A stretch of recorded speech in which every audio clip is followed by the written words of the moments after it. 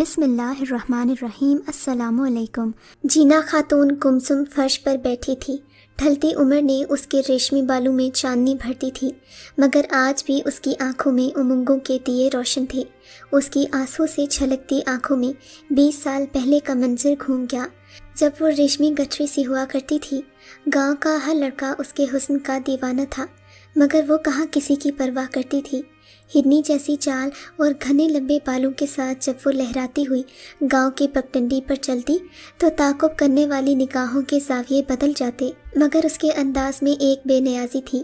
اس کی نظر انتخاب گاؤں کے سب سے گبرو جوان بالے پر پڑی تھی، جو اپنی بہنوں کا ایک ہی بھائی تھا۔ نندو کے جھرمٹ کے باوجود بھی اسے بالے سے شادی کرنا گھاٹے کا سودا نہیں لگا تھا۔ بالا بھی تو اتنا خوبصورت تھا کہ کوئی بھی لڑکی اس پر اپنا دل ہار دیتی۔ بالے کی نظروں میں بھی اگرچہ اس کے لیے پسندیدگی تھی، مگر یہ تو اسے شادی کی رات معلوم ہوا کہ بالا سچ مچ اس کا دیوانہ تھا۔ گھنٹوں اس کی راہ تکتا رہتا تھا اور دل ہی دل میں دعا کرتا تھا کہ جینا ایک دن اس کی ہو جائے۔ خدا نے اس کی دعا قبول کی تھی اور آج وہ سجی سنوری اس کے سامنے بیٹھی تھی۔ بالے کے تو انداز سے ہی والہانہ پن چھلکتا تھا۔ یہ بات باقی گھر والوں سے چھپی نہ رہ سکی، سبھی ان کی جوڑی پر رشک کرتے تھے۔ بالا اگر رات کو گھر دیر سے آتا تو اس کے ہاتھ کوٹ کی جیبوں میں ہوتے تھے۔ نندیں سمجھ جاتی کہ جینا کے لیے وہ کچھ کھانے کی خاص چیز لایا ہے، مگر گھر میں زیادہ افراد ہونے کی وجہ سے وہ کسی اور کو نہ دے پاتا تھا۔ جینا کے لاڈ اٹھاتے اٹھاتے 2 سال گزر گئے تھے، مگر اللہ نے ابھی تک اس کی گود ہری نہیں کی تھی۔ اب تو وہ ساس اور نندوں کی آنکھوں میں بھی کھٹکنے لگی تھی۔ جینا کے سر پر بھی بالے کی دوسری شادی کی تلوار لٹک رہی تھی۔ وہ جلد از جلد اولاد پیدا کرنا چاہتی تھی، مگر اولاد دینا تو اللہ کے اختیار میں ہے۔ ہر بار انسان کی خواہشات پوری نہیں ہوتی۔ جینا ہر روز اللہ سے اولاد کی دعا کرتی تھی۔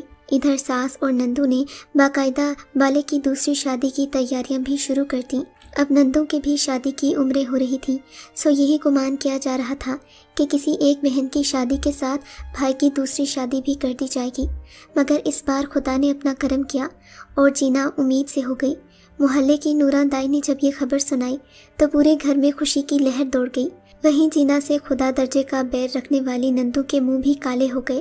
اب ان کی سمجھ میں نہ آتا تھا کہ وہ جینا پر کیا طنز کریں، کیونکہ امید سے ہونے کی خبر نے اسے ایک مکمل عورت بنا دیا تھا۔ بالا پھر سے جینا کے چاؤ اٹھانے لگا۔ وہ جو اسے تھوڑا سا لاپرواہ ہو گیا تھا، اب اس کی ذرا ذرا سی تکلیف پر تڑپ اٹھتا تھا۔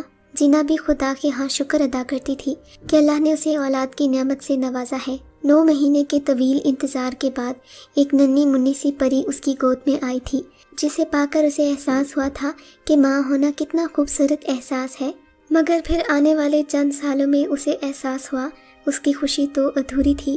وہ ماں تو بن گئی تھی، مگر اس معاشرے میں بیٹیوں کی ماں ہونا ایک جرم سمجھا جاتا ہے۔ اسی جرم کی سزا اب دھیرے دھیرے اسے ملنے لگی تھی۔ بالے کی نگاہوں میں کم ہوتی اس کی محبت اکثر اسے ڈرا دیا کرتی تھی۔ اس کے بس میں بیٹا پیدا کرنا نہیں تھا، وہ کہاں سے بیٹا لاتی؟ اور پھر بیٹے کی امید میں بالے نے 4 بیٹیاں پیدا کر لیں۔ اب تو بیٹے کی خواہش اسے دن رات تڑپانے لگی تھی۔ ہر بار بیٹی کی پیدائش پر وہ جینا سے منہ پھیر لیتا تھا۔ جینا سر جھکا کر خاموش ہو جاتی۔ 9ویں بار جب وہ امید سے ہوئی تو اس کی صحت کافی گر گئی تھی۔ اسے لگتا تھا اولاد پیدا کرنا اب اس کے بس کی بات نہیں رہی۔ اس کی ہڈیاں جواب دینے لگی تھیں، حالانکہ ابھی وہ صرف 30 سال کی ہوئی تھی، مگر اس کی نکاہت دیکھ کر لگتا تھا کہ عمر کی 50 بہاریں دیکھ چکی ہے۔ ہاں، مگر جینا کی خوبصورت شہد جیسی رنگت میں آج تک کوئی فرق نہ آیا تھا۔ اچھے کپڑے پہن لیتی تو پتہ ہی نہ چلتا کہ وہ 9 بچیوں کی ماں بن چکی ہے۔ 9ویں بچی کی پیدائش پر تو بالے نے ہنگامہ کھڑا کر دیا۔ اسے صاف کہہ دیا کہ اگر اگلی بار بھی اس نے بیٹی پیدا کی تو وہ وہیں کھڑے کھڑے اسے طلاق دے دے گا۔ آج تک وہ اس کے لیے ایک وارث پیدا نہ کر سکی تھی۔ طلاق کے لفظ نے جینا کے حواسوں پر بجلیاں گرا دی تھی۔ وہ سوچ بھی نہ سکتی تھی کہ بالے جیسا محبت کرنے والا شوہر ایک وارث کی خاطر اسے طلاق بھی دے سکتا ہے۔ پہلے تو پھر کچھ امید باقی تھی، مگر اب دل میں ہر وقت یہی دھڑکا لگا رہتا کہ اگر بالے نے اسے طلاق دے دی تو وہ کہاں جائے گی؟ وہ تو اس کی پہلی اور آخری محبت تھا۔ زندگی میں اس نے کسی مرد کو آنکھ اٹھا کر بھی نہیں دیکھا تھا۔ دن رات اسی فکر میں رہ رہ کر وہ آدھی ہو گئی تھی۔ اب تو اس کا دل چاہتا تھا کہ اگلی بار امید سے ہونے سے پہلے ہی وہ اپنی جان دے دے، مگر اپنی 9 بچیوں نے اسے زندہ رہنے پر مجبور کر دیا تھا۔ وہ ان کا خیال رکھتی، ان کے ساتھ کھیلتی تو اسے بھلا معلوم ہوتا जिंदगी बाहर सी लगती थी, मगर न जाने क्यों बाला अपनी बेटियों को मुंह भी नहीं लगाता था। बड़ी बेटी के थोड़े बहुत नाज जो उठाए थे, वो भी इस उम्मीद पर कि शायद अगला वारिस पैदा होगा, मगर ऐसा न हो सका। अब तो गांव के हर घर में जीना की 9 बेटियों के चर्चे थे, जो उसी की तरह खूबसूरत थीं। जीना की तरह उनके भी हुस्न के चर्चे थे, मगर जीना की सोचों का महवर एक उसका वारिस था। इंसान जब मजबूर हो जाता है तो उम्मीद की हल्की सी किरण को भी एक आफताब समझ लेता है। जीना की जब सहेली ने उसे बताया कि साथ वाले गांव में एक पीर साहब आए हैं, जिनके पास जाने से सभी औरतों के यहाँ औलाद पैदा होती है, जिनके बेटे की ख्वाहिश होती है उनको बेटा हो जाता है, और जिनकी कोई और मन्नत मुराद होती है वो भी पूरी हो जाती है। जीना सोमो सलात की पाबंद थी। इन बातों पर वो कतई यकीन नहीं रखती थी, मगर जीरा ने कुछ इस अंदाज में कहा था कि उसे यकीन करना पड़ा। कुछ तरद्दुद के बाद वो उसके साथ चली गई। अपनी सास और नंदों से पुरानी सहेलियों से मिलने का बहाना करके वो दूसरे गांव चली गई, जो उनके गांव से कुछ ज़्यादा दूर नहीं था। 10 किलोमीटर के फासले पर वाक़ था, और आने जाने के लिए तांगा गाड़ी भी मौजूद थी। जुमेरात वाले दिन वो शहाना के साथ पीर साहब के आस्ताने के लिए चली गई। उसका दिल उमंगों से भरा हुआ था। लगता था वो पीर साहब के आस्ताने से बेटा लेकर आएगी, ये समझते हुए भी कि वो शिर्क की मुर्तकिब हो रही है। उसके कदमों में पीर साहब के आस्ताने के पास आकर तेजी आ गई। आस्ताने पर पहुंची तो उस कमरे में और भी औरतें थीं, जो शायद उसी की तरह मन्नतें मुरादें लेकर यहाँ आई थीं। अपनी बारी का इंतजार करने के लिए वो एक तरफ को होकर बैठ गई। पीर साहब कुछ हजरात से फारिग हुए तो उसे कमरे में बुला लिया। उन्होंने पुरजलाल निगाहों से उसकी तरफ देखा तो वो सहम कर रह गई। पीर साहब ने सर से पांव तक उसे देखा और बोले, तुझे बेटा चाहिए? जीना तो उनकी इस बात पर हैरान रह गई। वाकई पहुंच वाले बुजुर्ग लगते थे। गांव की हर दूसरी औरत को बेटा ही तो चाहिए था। सो पीर साहब के तुक्के कमोबेश सही लगते थे। पीर साहब ने उसे अपना हाथ आगे करने का कहा। उसकी नब्ज पर हाथ लगाकर वो बोले, तुम पर तो काफी गहरी काट की गई है। इस काट को खत्म करने के लिए मुझे 3 अमल करना पड़ेंगे, उसके बाद तुझे बेटा हो जाएगा। पीर साहब ने कहा तो जीना की आंखों से खुशी के आंसू छलक पड़े। क्या वाकई पीर साहब? मैं तो जी बड़ी दुखियारी हूँ। मेरे शौहर ने तो साफ कह दिया है, अब के बेटा न हुआ तो वो मुझे तलाक दे देगा। मैं कहाँ जाऊँगी पीर साहब? मेरे पास तो रहने की कोई जगह भी नहीं है। पीर साहब ज़ेरे लब कुछ बुड़बुड़ाए और अगली सुबह उसे आने का कह दिया। उनका अमल फजर के बाद शुरू होना था। जीना को भी इत्मीनान सा हो गया था। फजर के वक्त अगरचे घर से निकलना मुश्किल था, मगर घर से पानी लाने की खातिर वो यूं भी बाहर आती थी, सो कुछ खास मसला नहीं था। खैर अगली सुबह वो मुंह अंधेरे ही पीर साहब की तरफ चली गई। उसका शौहर सो रहा था, नंदें भी बेखबर पड़ी थी। यूं भी घर का सारा काम वही करती थी। उनके उठने से पहले उसे नाश्ता तैयार करना होता था। जानवरों का चारा भी वही काट कर लाती थी, सो उसके बाहर जाने पर किसी को शक न हुआ। पीर साहब के आस्ताने पर पहुंची तो वो जैसे तैयार बैठे थे। जीना को देखकर उनकी मुंतज़िर निगाहों में एक चमक सी आ गई। उन्होंने जीना को वहां बैठने का कहा और फिर जलाल में अंदर चले गए। थोड़ी देर बाद उन्होंने उसे भी वहीं बुला लिया। कमरे में हल्की सी बत्ती जल रही थी। पीर साहब के चेहरे पर वहशत टपक रही थी। थोड़ी देर वो अमल करते रहे। मुंह में कुछ बुड़बुड़ाने के बाद उन्होंने वो बत्ती भी बंद कर दी। कमरे में मुकम्मल अंधेरा छा गया। जीना की तो सांसें बेतरतीब होने लगी। उसे डर भी लग रहा था, कुछ अनजानी कुव्वतों से और कुछ पीर साहब की कुर्बत से, मगर वो ना चाहते हुए भी खामोश रही। यहाँ तक कि पीर साहब ने उस पर बाकायदा दस्तराजी शुरू कर दी। उसने मज़ाहमत की तो बोले, बेटा हासिल करने का अमल यही है।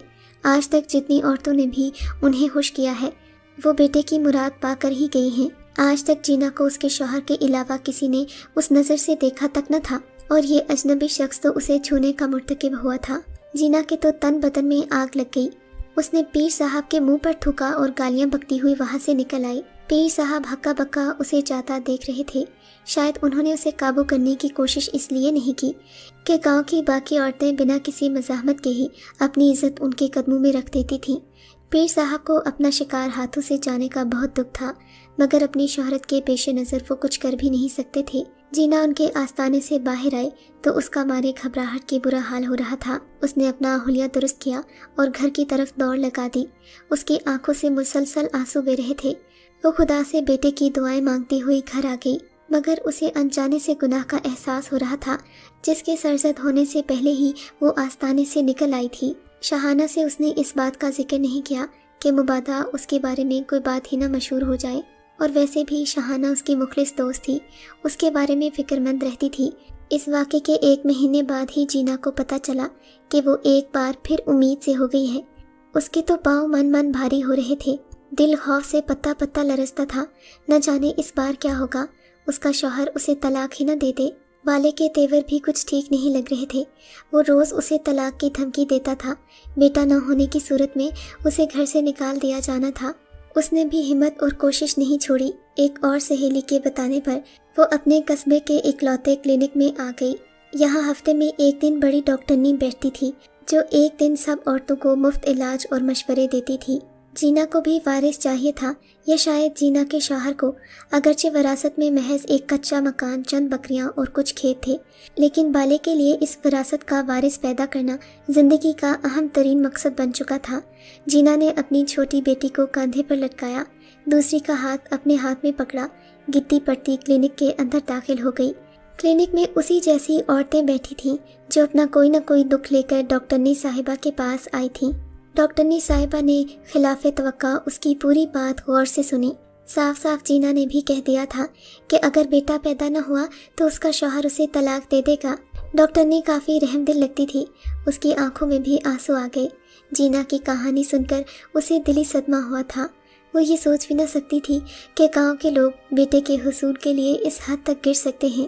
اس نے کچھ پرسوچ انداز میں جینا کو دیکھا اور بولی، تمہیں فکر کرنے کی بالکل ضرورت نہیں ہے، میرے پاس ایک ایسا علاج ہے کہ تم 1 نہیں 2 بیٹے پیدا کرو گی۔ ڈاکٹرنی کی مسکراہٹ گہری ہوتی گئی اور وہ کچھ سمجھ نہ پائی۔ ڈاکٹرنی نے اسے لیٹنے کا اشارہ کیا اور بولی، تم آنکھیں بند کرو، جب میں کہوں گی تو آنکھیں کھولا۔ بھولی بالی جینا نے ایسا ہی کیا، آنکھیں موند کر لیٹ گئی۔ ڈاکٹرنی نے اپنے ہاتھ اللہ کی بارگاہ میں اٹھا دیے اور بولی، یا اللہ، آج میں کسی کی خوشی کا تجھ سے سوال کرتی ہوں۔ میں نے آج تک تجھ سے اپنے لیے کچھ بھی نہیں مانگا، جو کیا ہے تو نے عطا کیا ہے۔ میں تجھ سے آج اس عورت کی خوشی کا سوال کرتی ہوں اور یہ منت مانتی ہوں کہ اگر اس کے یہاں بیٹا پیدا ہوا تو میں آج کے بعد 1 دن کی بجائے پورا ہفتہ گاؤں کی عورتوں کا مفت علاج کروں گی۔ میں تیرے بندوں کی خدمت میں اپنی ساری زندگی تیاگ دوں گی، میرے مالک مجھے خالی ہاتھ نہ لوٹانا۔ ڈاکٹرنی کے دل میں بھی عجیب سا سکون اتر آیا تھا۔ اس نے بھولی بھالی جینا کو مخاطب کر کے کہا، تم جاؤ اور اپنے شوہر کو یہ خوشخبری سنا دو کہ اس بار تمہارے 1 نہیں 2 بیٹے ہوں گے۔ سچ ڈاکٹرنی صاحبہ، کیا واقعی میں میرے 2 بچے ہوں گے؟ اس نے اپنے پیٹ پر ہاتھ پھیرتے ہوئے کہا، جیسے اسے یقین نہ آ رہا ہو۔ ڈاکٹرنی نے ہاں میں سر ہلایا اور جینا خوشی خوشی اس کے کلینک سے باہر آ گئی۔ آج تو اس کے پاؤں زمین پر نہیں ٹک رہے تھے، لگتا تھا اسے دنیا کی سب سے بڑی دولت مل گئی ہو۔ وہ گھر آئی تو اس کا چہرہ خوشی سے دمک رہا تھا۔ بالے نے اسے خوش دیکھ کر اس کی خوشی کی وجہ پوچھی تو وہ بولی، تجھے پتا ہے بالے، اس بار میں تجھے وارث دوں گی، وہ بھی 1 نہیں 2 وارث۔ اس نے یقین سے کہا تو بالا بھی ٹھٹک کر رہ گیا۔ ہیں، یہ تجھے کس نے بتا دیا؟ کیا الہام ہوا ہے؟ بالے کی بے یقینی کو دیکھتے ہوئے وہ اتراتے ہوئے بولی، میں نے نہیں کہا، یہ تو قصبے والی ڈاکٹرنی صاحبہ نے بتایا ہے، وہ شہر سے پڑھ کر آئی ہے، جو بتاتی ہے وہ سچ ہوتا ہے۔ جینا کے منہ سے یہ لفظ نکلتے ہی بالے نے تو آسمان سر پر اٹھا لیا۔ اس کی خوشی کی انتہا نہ تھی، پورے گاؤں میں اس نے مٹھائی بانٹی تھی۔ لگتا تھا کہ آج پہلی بار وہ باپ بننے والا ہے۔ سچ ہے، بیٹے کا باپ بننے پر مرد کی خوشی ہی اور ہوتی ہے۔ خدا خدا کر کے یہ دن بھی گزر گئے۔ خلاف توقع اس کی ڈلیوری بھی اس بار قصبے والے ہسپتال میں ہونی تھی۔ ڈاکٹرنی نے اسے خاص ہدایت کی تھی کہ اسے ڈلیوری یہیں پر کروانی ہے، ورنہ کوئی مسئلہ بھی ہو سکتا ہے۔ ڈاکٹرنی کی باتوں پر تو اب پورا گھرانہ ایمان کی حد تک یقین کرنے لگا تھا۔ 9 ماہ کے بعد جب وہ بڑی مشکل سے اس کے کلینک میں پہنچی تو ڈاکٹر سائمہ کے چہرے پر عجیب سی کشمکش تھی۔ اس نے سر پر دوپٹہ اچھی طرح جمایا ہوا تھا اور وہ منہ ہی منہ میں کچھ بڑبڑا رہی تھی۔ بالا اسے دیکھ کر بہت خوش ہوا، وہ اس کی محسنہ تھی۔ خیر، ڈلیوری کا وقت آن پہنچا۔ تقریباً آدھے گھنٹے کے بعد ڈاکٹر سائمہ لیبر روم سے نکلی۔ اس کی آنکھوں میں آنسو تھے۔ وہ جلدی سے پریئر روم کی طرف چلی گئی، جہاں قدم رکھتے ہی وہ خدا کے حضور سجدہ ریز ہو گئی۔ سمجھ میں نہ آتا تھا کہ وہ خدا کا کس منہ سے شکر ادا کرے۔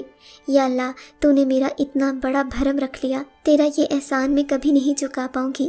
ڈاکٹر سائمہ ایسے خوش ہو رہی تھی جیسے آج وہ خود ماں بن گئی ہو۔ بالے کی رہی سہی بے یقینی بھی یقین میں بدل گئی تھی۔ اسے جب پتہ چلا تھا کہ وہ 2 بیٹوں کا باپ بن گیا ہے اس نے تو جینا کو اپنی پلکوں پر بٹھا لیا۔ 2 ننھے ننھے بیٹوں کے ساتھ اس کی باقی 9 بیٹیوں کے نصیب بھی کھل گئے۔ اپنی بیٹیوں کو بھی وہ پیار کرنے لگا۔ آج ڈاکٹر سائمہ، جو کہ میری سہیلی ہے، اپنی لاکھ شہرت کے باوجود بھی اسی گاؤں میں عورتوں کا مفت علاج کرتی ہے۔ میں اکثر اس سے پوچھتی رہتی تھی، سائمہ تم اتنی قابل ہو کر بھی آج تک اس گاؤں میں بیٹھی ہو، اس گاؤں سے تمہیں تنخواہ بھی کم ملتی ہے، پھر آخر کیا چیز ہے جو تمہیں یہاں جوڑے رکھی ہے؟ آج اس نے مجھے یہ کہانی سنائی تو میں بھی آبدیدہ ہو گئی۔ سچ ہے کہ جو خوشی اور جو سکون انسان کو کسی کو خوشی دے کر ملتی ہے، وہ شاید دنیا کا بڑا سے بڑا عہدہ اور بڑی سے بڑی نوکری بھی نہیں دے سکتی۔